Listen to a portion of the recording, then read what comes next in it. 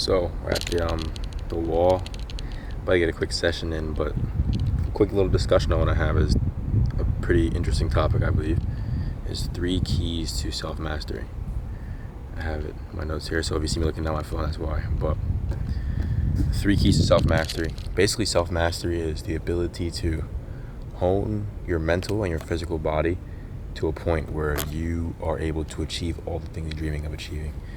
The ability to have control over all of your actions and thoughts and be conscious of all those efforts.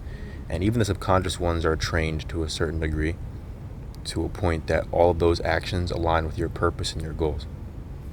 And so the first key to self-mastery is going to be discipline.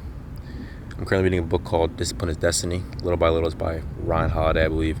Great book, you guys should check it out. But it kind of outlines a lot of elements of discipline, and it outlines a lot of the things that people who are disciplined, who have shown great levels of discipline in history, what they have done to set them apart.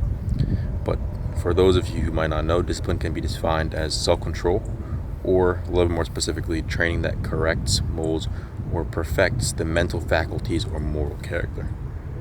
And so discipline is basically the foundation of self-mastery and the ability to make decisions that allow you to master the physical realm with mental fortitude, and that, like the definition states, control or self-control or training that corrects or molds, which are pretty key words that show that discipline is kind of the shepherd herding the flock of sheep on the path towards whatever destination they're going to. And that's that discipline.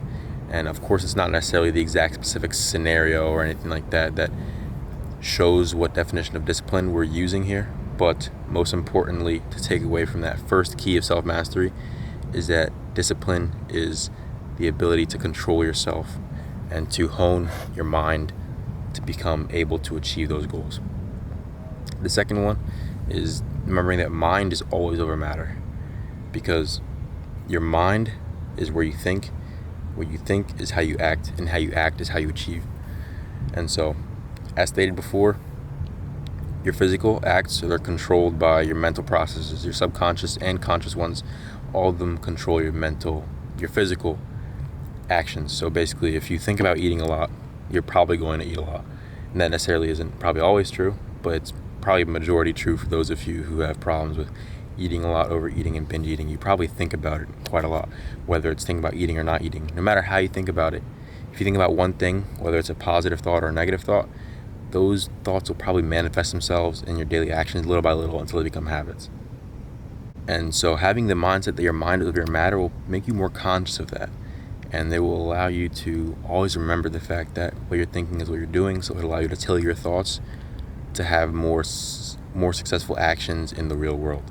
And so it also allows you to realize that your mind is what's making you feel like you can't push any further.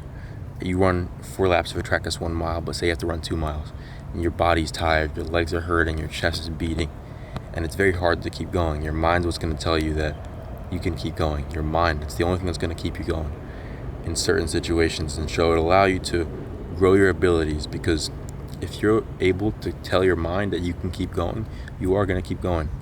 And if you keep going, that's where you improve. And those reps where you're really tired, and those moments where you've already exhausted what you think is all you have, those are the moments where you will truly improve. And so by doing that, you'll grow your ceiling and increase your potential as you continue to push past your limits each and every day with that same mentality.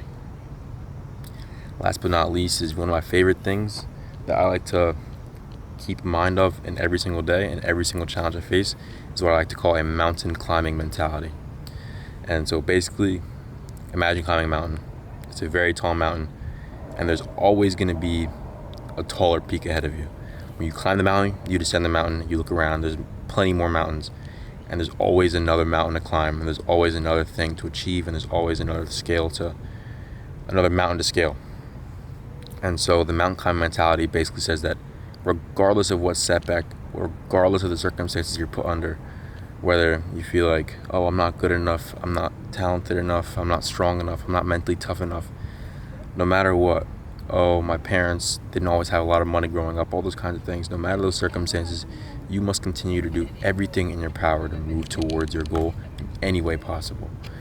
And so that's one of my favorite tools I use to continue to train every day. Like you guys, I recorded my first session today.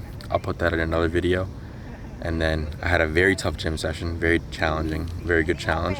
And I'm here again. I'm about to get touches at this wall with a ball by myself.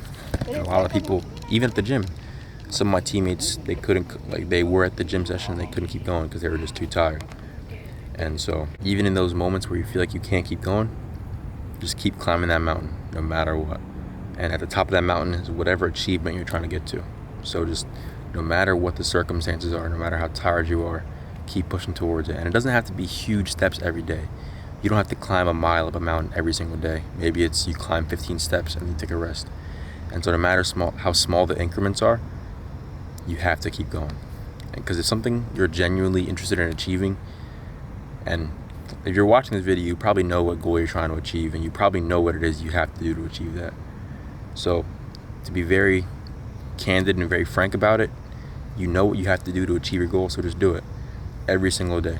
Instead of overanalyzing and planning yourself to death and just overthinking and having the analysis paralysis that people are talking about nowadays and nitpicking, just do that thing. Do it tired, do it in the rain, do it in 100-degree weather. Just, you have to hone your mental resolve to a point where you are able to do that in any circumstances and in any conditions. And like people say, you know, it's as cliche as it sounds, they say it's lonely at the top, but it really is. When you continue to push towards your goals, you leave a lot of people who aren't necessarily at the same point in achieving their goals. You leave a lot of them behind. And so that's a sacrifice that a lot of people make, and it's also a lot of setback that people will have. Will keep saying that, oh, I mean, I lost all my friends because I focused too hard on my goals. And obviously there's a place for balance, but you'll also learn that people who are around you and people who are meant to be around you for a long time will stick with you, and they'll be there for you as they achieve their own goals. And so that is the last key to self-mastery. I appreciate you guys for watching this video. All probably less than 10. All less than 10 of my subscribers. Thank you for watching. Have a great day, guys.